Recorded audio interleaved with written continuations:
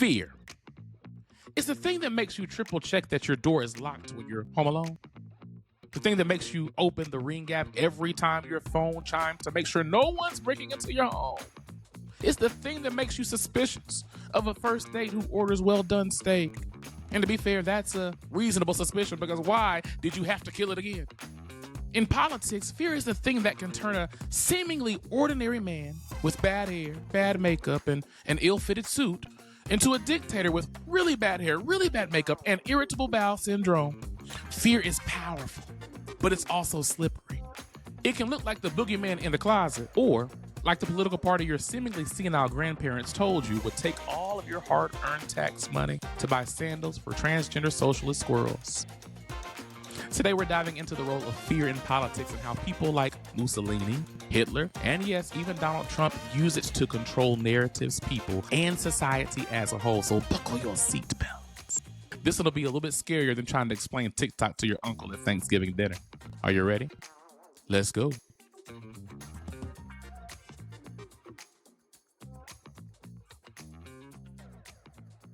Back in the early 20th century, Europe was having a rough time. World War I left everyone emotionally fragile, sort of like the last contestant who didn't get a rose on The Golden Bachelor.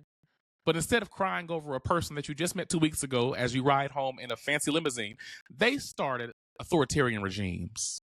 Now, what is authoritarianism, you might ask? Well, it's basically when a government stops asking, how can we help you, and starts telling you this is how it's going to be. It's all about one leader or a small group having total control. You know, like the overbearing parent who says, it's my house, my rules. We've all heard that one. Except in this case, it's my country, my way, and good luck trying to change it. Less freedom, more control. That's the vibe. Take Italy, for example. The country was in deep turmoil after the First World War. Enter Benito Mussolini, stage right, who strolled in saying, hey, everyone, let's not talk about these broken economies or democracy. Let's talk about fear. Are you afraid of commies? Are you afraid of the Jews, minorities? Great, so am I. Let's be scared together. And that's how fascism was born in Italy, at least in the Cliff's Notes version. It's something like having an awful club night, low lighting, loud shouting, and everyone wondering, how did we get here? This is not where we started. How much do we have to drink? Meanwhile, in Germany, Hitler was all like, I see your Uno reverse and I raise you a draw 4. Germany was also devastated by World War I. Inflation was so bad that people needed a small fortune just to buy a loaf of bread. Sound familiar? But by the time you got to the store, your money was worth less than the paper that it was printed on. It was like watching your savings evaporate faster than a New Year's Eve resolution. Or is it a New Year's resolution? Y'all don't be keeping them, so it don't matter. And instead of saying, I know, let's calm down and work through this in a logical and systematic way, Hitler said, the Jews are eating the cats. They're eating the dogs. Put me in power. I'll save you. Don't trust the communists. Those commies want to use your tax dollars to support transgender surgeries for Jewish children, for Jewish prisoners. Aren't you tired of paying so much for a loaf of bread because of the illegal aliens in your country? Those Jews have really bad genes, terrible genes. They're rapists, murderers. Many of them have murdered far more than one person.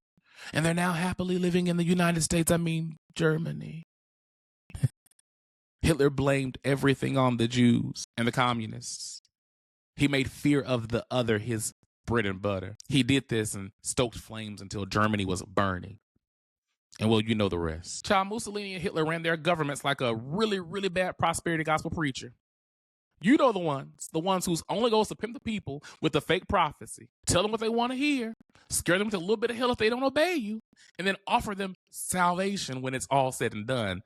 You won't be safe anywhere other than here in this congregation. Don't trust yourself. Don't trust your humanity. That's evil. That's what the word teaches. Don't trust your neighbor. Don't trust your own eyes. Don't trust your own reading of the text. Trust me. Buy this prayer cloth. Buy this oil, and I'll lead you to the streams of living water and salvation.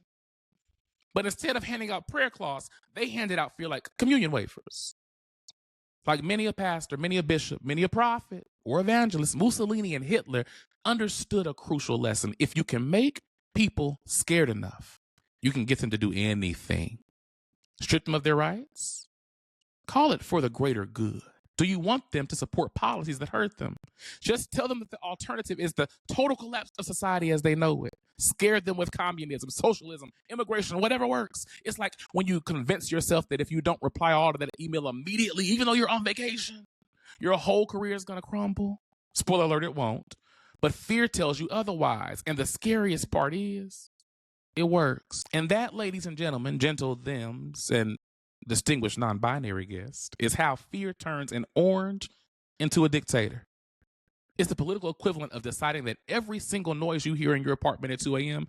is definitely a burglar coming to kill you. So check it out. I decided to split this video up into shorter parts because I want to experiment with shorter content. My plan is to post 3 separate parts and then eventually post the entire thing together for folks who don't mind a little bit of a longer video. But for those who appreciate shorter form content, less than 15 minutes is what I mean by shorter form. I don't mean reels.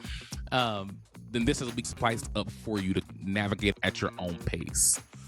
So this is just stop 1 on the journey, and we're just getting started. So tune in like tomorrow, maybe the next day. I'll figure out when I'm going to post it, when we'll dive into America's own history with fear, because it didn't stay in Europe. So stay tuned, unless you're afraid of staying informed. In that case, you should probably run for the hills. Until tomorrow or the next day, I'm Brandon Thomas. Thank you for watching.